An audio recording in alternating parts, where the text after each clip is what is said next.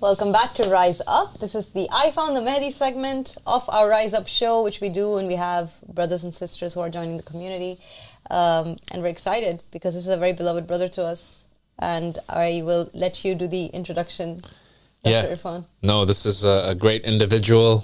We first met several years back in Germany for the first time, and now we meet again. This is our great brother Djibril, and it's so good to have you here. Thank you for having me. Yeah, we get the honor to have you here first because you haven't been on the French side of the fence. We got you on Rise Up before they did. Yes, we won. And also, I do have to add, I actually had the honor of meeting Brother Djibril as well back in Egypt. This was much before Germany. Wow, okay, there you go. She always likes to one-up me. You know, always wants to beat me in some way. It's all good. It's all good. But yeah, Brother Djibril, you've been a believer for a long time. And you've been following and supporting Abu Sadiq for many years. Yeah, from the beginning, actually, yeah. Back in 2011, I met you and Abu Sadiq alayhi salam. Yeah, great times and a very different phase of life back then for all of us. But let's start from the very beginning. Let's start from the beginning of your story. How did you grow up? What was your religious background? What did you know about religion? So my upbringing was not religious at all.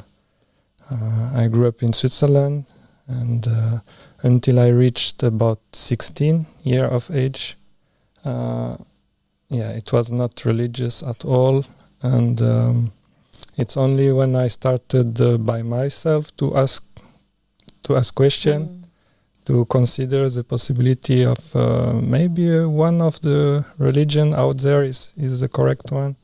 Maybe there is a God, and that's the beginning. Because when you try to answer this question and you make your research. And I basically ask God, if you exist, please show me the path, please guide me, show me the signs, and He showed me this path actually. Wow. Yeah. So it began when you were 16 that you were curious about religion. Yeah, around this age, and so first I consider the possibility, as I said, as God could exist, and then of course main religion. In Europe, in Switzerland, is of course Christianity and also Islam. I think there are a big community of Muslim people. So I met some Muslim, and were your parents believers? Were they practicing any particular faith, or did they guide you in that way at all? No, they were always open, but not religious. So my mother was a Protestant and my father a Catholic. Okay. Oh. Yeah. But not practicing then? No. So yeah, when I met some Muslim people, and I was curious about this faith, and when I compared Christianity and Islam, for me it made more sense to believe in Islam. So this is how it started. I converted to Islam. I met a Muslim woman. When was this that you converted to Islam? Early 2000. Okay, wow. Yeah. And you were 16, 17-ish, around that age? No, so it was, I was 18, 19. Okay. So you'd been doing it for a few years. So you asked the question at 16 and then you went on a mission to find the truth. Yeah, I started to investigate, to learn about different faiths, and Were you always interested in religion? Is this something that always appealed to you as an individual? Well, as I was a young or a teenager, no. It's only when I started to consider it. Was there something that happened around that time that made you curious about religion? Yeah. Actually, it was because one of my best friend, he was a Christian, and his family was religious. And this is when it started, because I started to consider people believing strongly about God. Okay. You were fascinated, why are they so... because my family was not religious. And this is first time I met some people who were strong believers, actually. So you were like, how is that? What are they believing in? Why? Interesting. You said something interesting as well. You said that there was something in the Islamic narrative that made more sense to you as compared to your Christian background and upbringing. Could you shed light on what it was exactly? Was it, I assume it's to do with the personality of Jesus and what he represents, but I'm really curious to know what it was that really drew you in. I think it's not about Jesus, it's more about Muhammad sallallahu alayhi wa alihi. Right. Because, I mean, there is no reason not to believe. For me, I had no reason not to believe in Muhammad. And since all Muslims believe in Jesus, right, there's no problem there. Right. There's no problem there. So it seems like a continuation, a natural progression of Christianity, right? Yeah, it's a continuation, yeah. What did you like about the Prophet Muhammad sallallahu alaihi wasallam? Because it's a big leap, and I don't know how it is in Switzerland, but I assume it's not very advised for you to become a Muslim there. I don't think Islam is encouraged there, is it? No, of course not. But it's just about is it true or not? It's not about do you like it or not. Mm-hmm. No.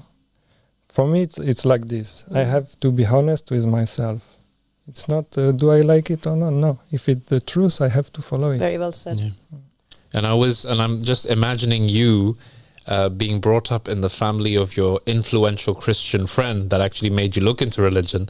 And I wonder if how you would have pursued the path that you did because your parents were permissive. They were open. They allowed you to find your own way. They said, look, I'm a Catholic, your mother's Protestant, but you don't have to follow our faith. They didn't kind of impose that upon you, so you had that freedom to look around and really learn, isn't it? So do you think that if you'd been brought up in a different environment, things could have been different? Yeah, the upbringing is when you are a child, so I think it doesn't really matter because you reach a certain age that you will make your own decision. But that vessel that's empty is more ready to receive, most right? likely, yeah. That's amazing. So where did it go from there, Djibril? You became a Muslim and you were 19 years of age. Did you throw yourself in wholeheartedly, or did you take more time just to find out about the community that was around you and make the connections you needed to make? Yeah, so I did my best just to practice my religion, and obviously in Switzerland, actually, where I live, it's mostly Sunni Islam. Right. So it's a small town. There is one mosque. It's Sunni mosque, and how many believers would come on a regular basis to this mosque? Was a few, depends if it's when it's packed in Ramadan, Taraweeh, it's like 100. Oh yeah. Okay. So it's a reasonable sized population. Decent. Okay. So yeah, it was Sunni Muslim, and I did not know. Yeah, actually, this was one of the reasons I chose Islam compared to Christianity, because I thought that Islam was not split in different sects. Oh, you didn't know? No. Oh goodness, what a shock that must Thank have God. So yeah, it was Sunni. I only learned about Sunni, which I thought I was learning about Islam, but I was learning about Sunnism. Yeah. So you had no idea there's something called Shia Islam, and you were just told Sunni is the way. And I have noticed actually when people in Sunni Islam, when they talk to people of different religions, they just make it out that this is Islam, it's the Sunnah and the Quran, and that's it, and that's all you know, because that's what you're being told. That's 95% of the religion. Yeah, right? The makeup in terms of people, but which is nothing could be further from the truth. Exactly. There's a lot more going on. There's the Ahlul Bayt who come from the Prophet Muhammad, and they don't really mention them, they don't really talk about them. So at this point now you're a Sunni Muslim, and what kind of Sunni Muslim are you? Were you very practicing? Were you very religious, or were you kind of just investigating? I would not say very, very religious, and that's the point, because I reached, after a few years, I reached a point where I felt I was lacking some knowledge about my religion.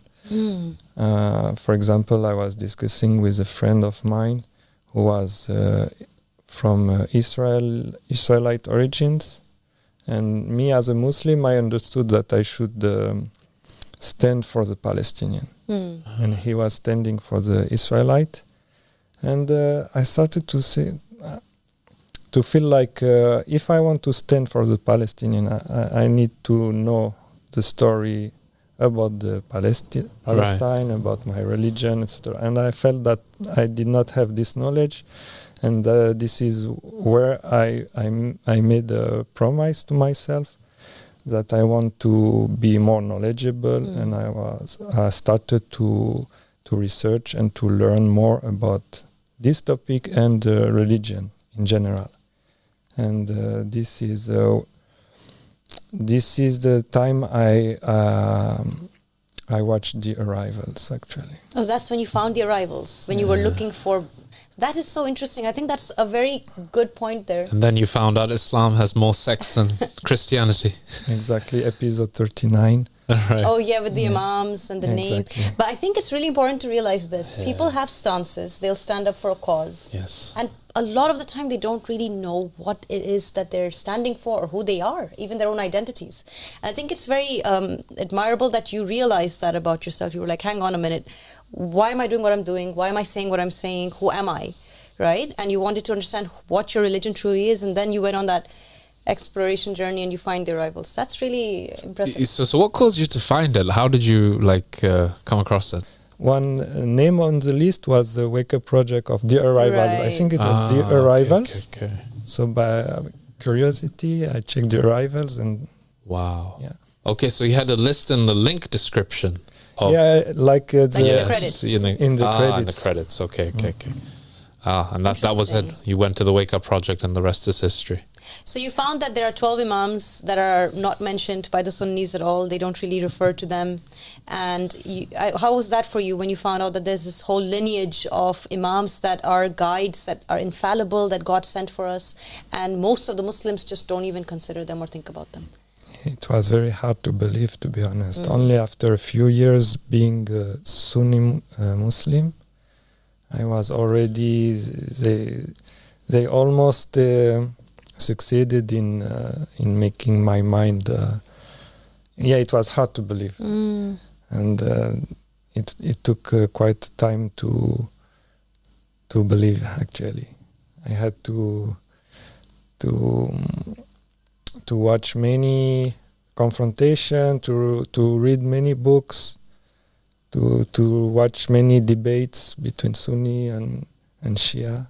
It was unbelievable for me that the main Sunni, the main Muslim population was totally in the wrong way, going the wrong way. Yeah, because Sunni and Shia are completely.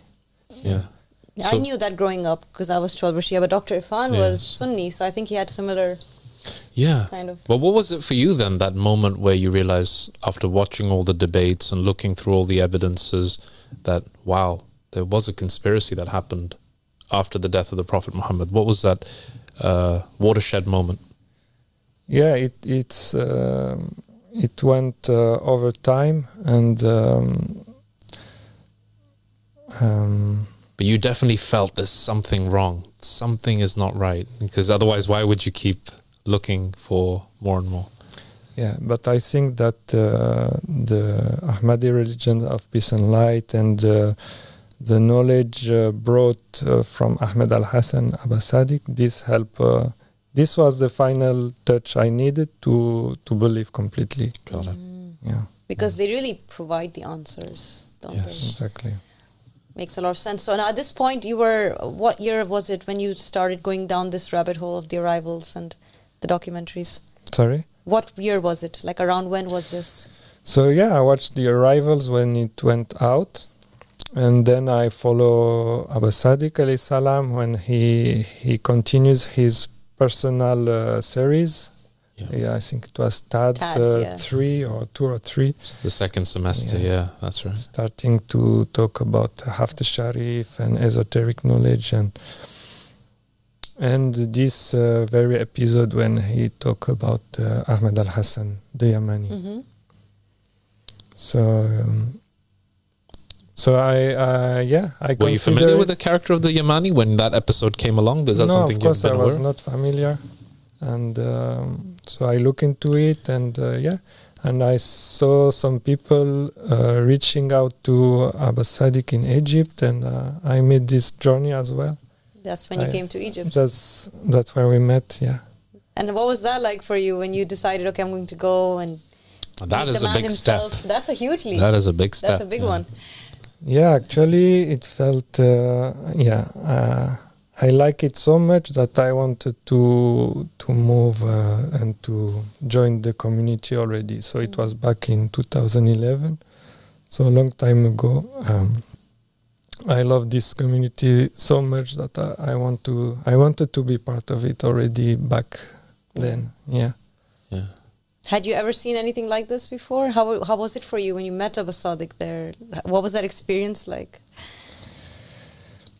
I think I cannot describe it. Of course, I did not had such an experience before, because Switzerland and Egypt and non-religious and Islam. So it's so such a big difference. You know, we've had some amazing Ansar come from this land. From Switzerland? From Switzerland. Yeah, that's true. And I mean, we have to say it like it is. Brother Djibril was the first person from that land to come out and connect with Abba Sadiq in Egypt. And then a train of great believers came, didn't they? From Switzerland again. That's right, yeah. All of them from Christian backgrounds, but they then made that leap to Islam, and then Shia Islam, and then in the Dawah. And some actually jumped straight from Sunni Islam straight into the Dawah. So this is tremendous to see. And we always talk about Abba Sadiq in Egypt before he announced himself as a companion of the will of the Prophet Muhammad, even though Abdullah was right there in front of our eyes. You never knew. Alia always tells me that even though it wasn't announced, she always had this sense that Abba Sadiq was somebody incredibly significant. We all did. And I was just wanting to know, like, when you had that first interaction with him in particular in Egypt, what was the impression that you got of him as a human being, as a man, before he was announced as a Mahdi? Yeah, to be honest, I was not thinking he could be significant. I would not imagine he would be the Qaim. Right. But what I can say that, he was different from different kind of people. Something special about him. Yeah, something outstanding. Yeah. Yeah, I mean, who like for me, when I look into it, I see this individual who has come, and he's obviously American. He moves to Egypt. He sets up the school of Imam Ahmad al-Hassan, where he's teaching the Yamani's works to all the people. You guys are talking about the Book of Monotheism and all these other productions that you're making, and I'm watching this in the UK, and I'm just thinking, man, I need to be there too.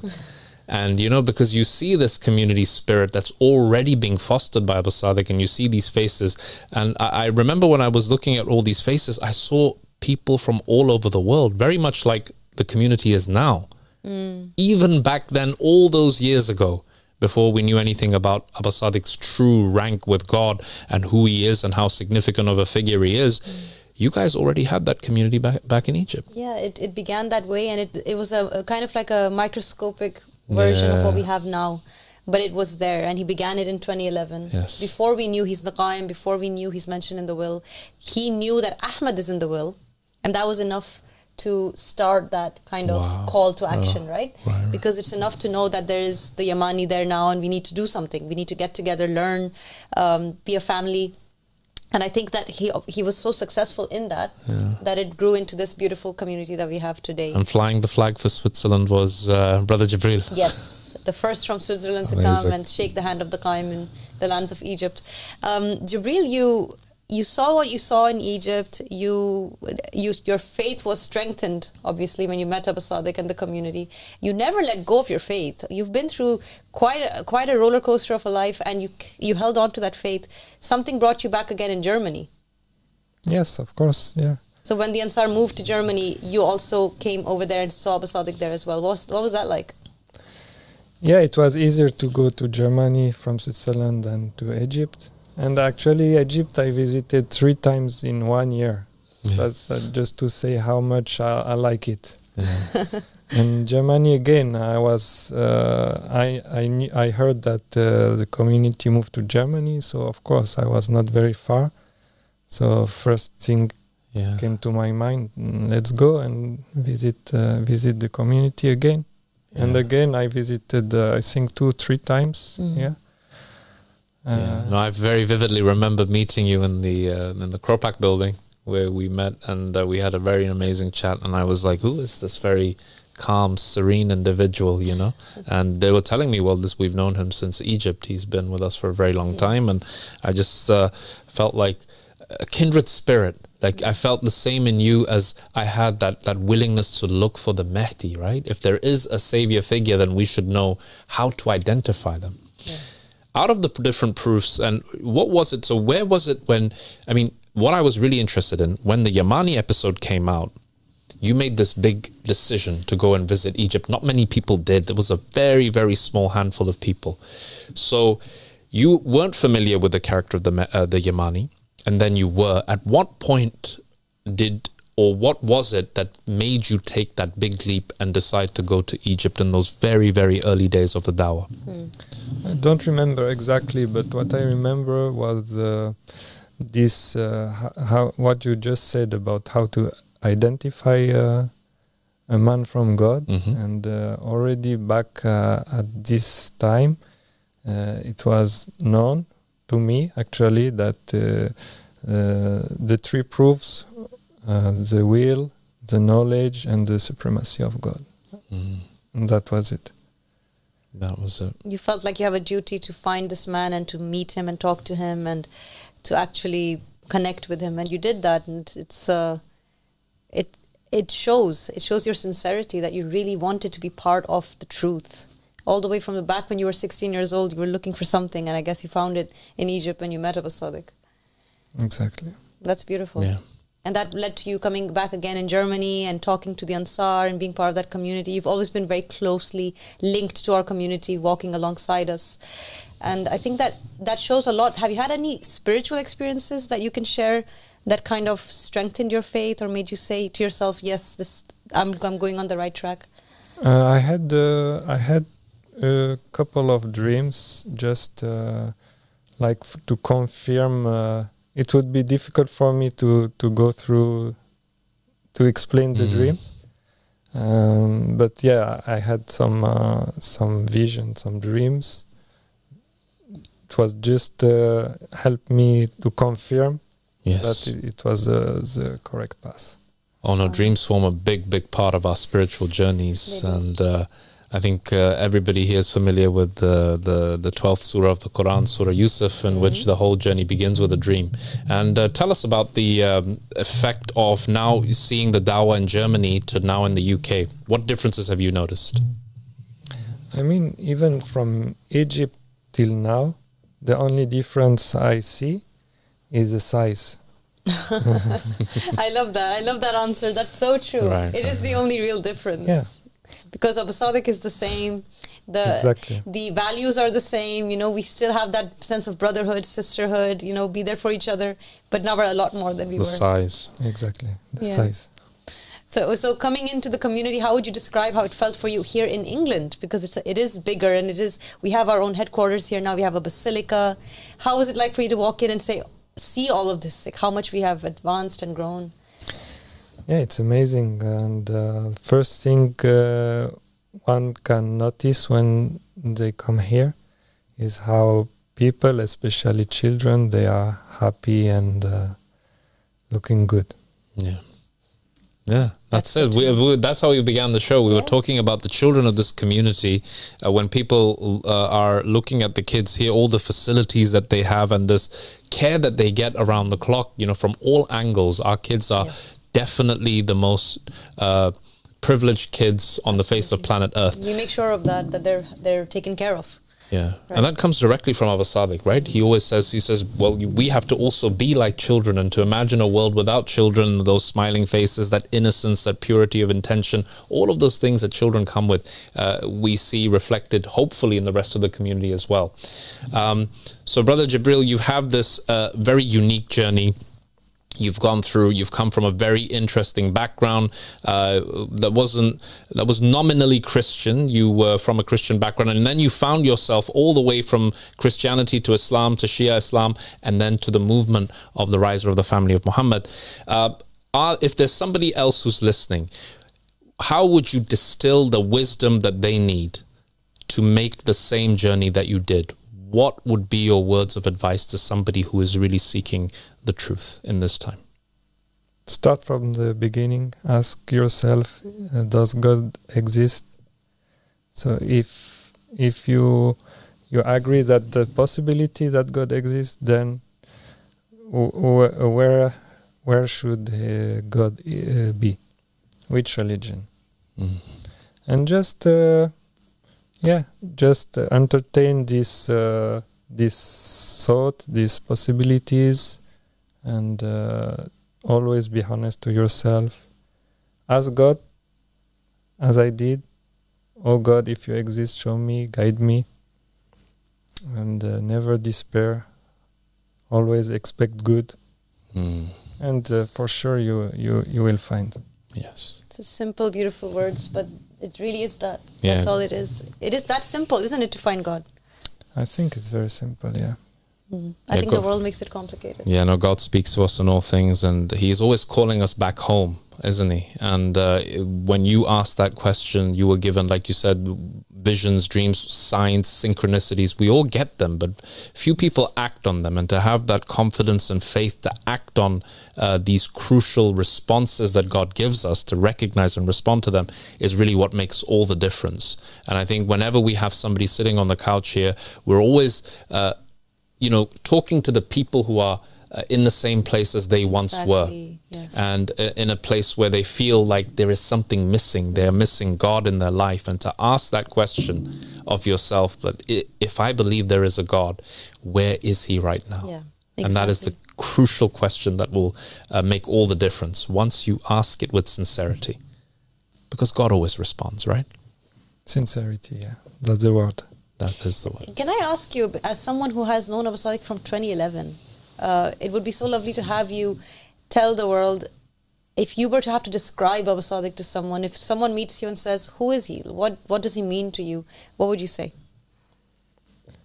Abu Sadiq is loving, caring, and amazing.